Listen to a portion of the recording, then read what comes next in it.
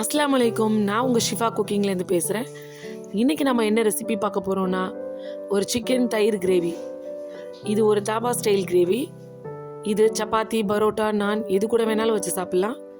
ரொம்ப ஏற்ற சைடிஷாக இருக்கும். வாங்க எப்படி செய்கிறதுன்னு பார்க்கலாம். இங்கே நான் ஒரு 3/4 கிலோ சிக்கன் எடுத்து கழுவி வச்சுருக்கேன். 4 பெரிய வெங்காயத்தை நீல வாக்கில் கட் பண்ணி வச்சுருக்கேன். கொஞ்சம் கொத்தமல்லி கட் பண்ணி வச்சுருக்கேன். 4 பச்சை மிளகாயை 2ஆக கட் பண்ணி வச்சுருக்கேன். 2 பே லீஃப், கொஞ்சம் ஜீரகம், 2-3 பட்டை ஏலக்காய், ஒரு 2 கப் தயிர் எடுத்திருக்கேன். நல்ல திக்கான தயிர். அதில் 2 ஸ்பூன் ஃபுல்லாக மிளகாத்தூள் சேர்த்துக்கிறேன். கொஞ்சம் மஞ்சத்தூள், 1 ஸ்பூன் ஜீரகத்தூள், 1 ஸ்பூன் மல்லித்தூள், 1 ஸ்பூன் இஞ்சி பூண்டு பேஸ்ட். எல்லாத்தையும் நல்லா மிக்ஸ் பண்ணிக்கோங்க.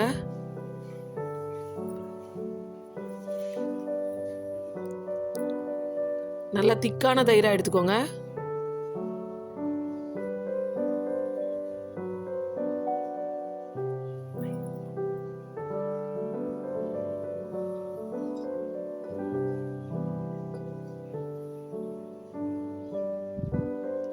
ஒரு கடாயில் எண்ணெய் காய வச்சுருக்கேன்.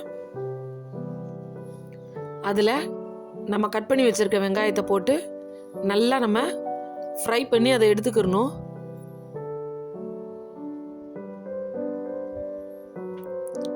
ஏன்னா அந்த கிரேவியோட கலரே இந்த ஃப்ரைடு ஆனியன் தான்.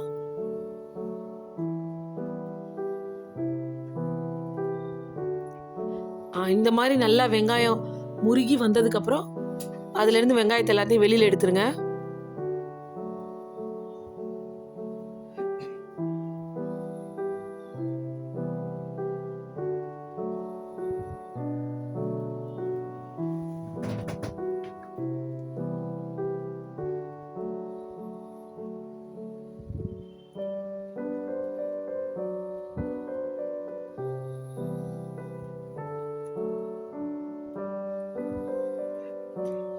அந்த எண்ணெயிலேயே நம்ம வச்சிருக்கிற பே லீவ்ஸை சேர்த்துக்கிறேன்.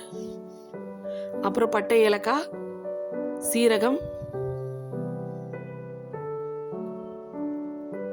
அதுக்கப்புறம் நம்ம கட் பண்ணி வச்சிருக்க பச்சை மிளகாய் எல்லாத்தையும் போட்டு நம்ம வச்சிருக்க சிக்கனையும் எடுத்து இது கூட சேர்த்துடலாம்.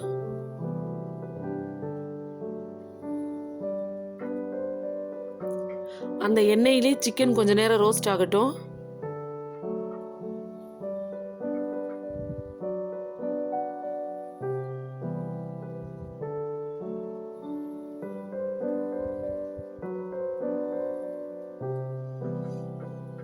கொஞ்சம் சிக்கனை மூடி வச்சிருங்க. அதுக்கு தேவையான அளவு உப்பு சேர்த்துறேன்.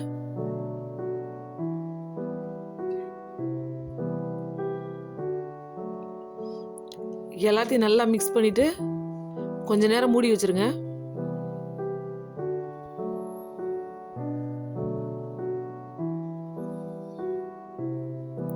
இப்ப பாத்தீங்களா, கொஞ்ச நேரம் சிக்கன் வெந்து அதுல இருந்து தண்ணி விட ஆரம்பிச்சிருச்சு. இந்த ஸ்டேஜில் நம்ம வச்சிருக்கிற அந்த தயிர் மிக்ஸ் இருக்கு இல்லையா, மசாலா போட்டு மிக்ஸ் பண்ணி வச்சது, அதை எடுத்து இது கூட சேர்த்துடலாம்.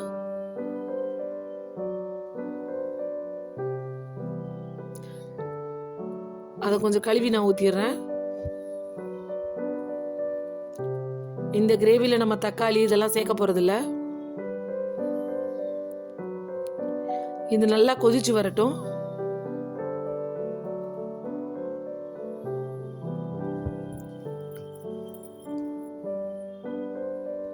இப்போ நல்லா கொதிச்சு வெந்துட்டு இருக்கு.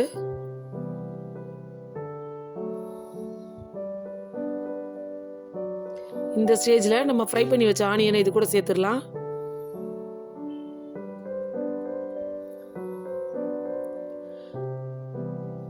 வெங்காயம், இந்த பொரிச்ச வெங்காயம் சேர்த்ததுக்கப்புறம் நீங்கள் தீயை கொஞ்சம் கம்மி பண்ணி வச்சுருங்க.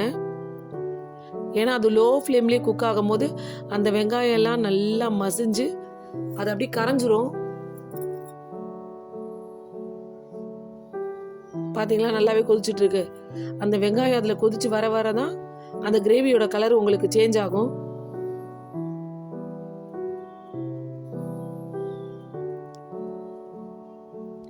நீங்கள் ஹை ஃப்ளேமில் வச்சா உடனே அந்த கிரேவி திக்காகி வந்துடும்.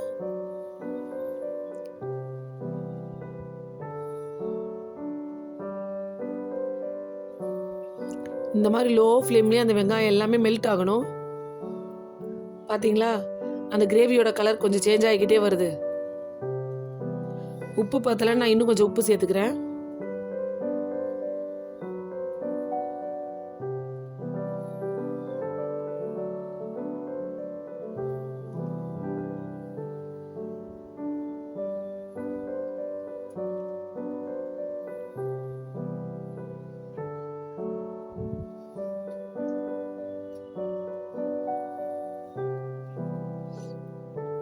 பார்த்தீங்களா, நல்லாவே எண்ணெய் பிரிஞ்சு வர ஆரம்பிச்சிருச்சு.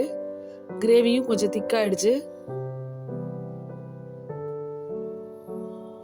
இப்போ நான் கேஷ்யூ பேஸ்ட் அரைச்சி வச்சிருக்கேன், அதாவது முந்திரி பேஸ்ட், அதை இது கூட சேர்த்துக்கிறேன்.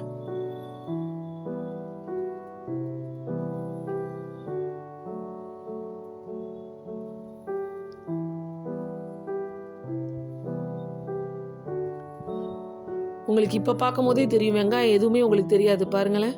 ஏன்னா அந்த வெங்காயம் எல்லாமே அந்த கிரேவியில் அப்படியே மெல்ட் ஆகிடும்.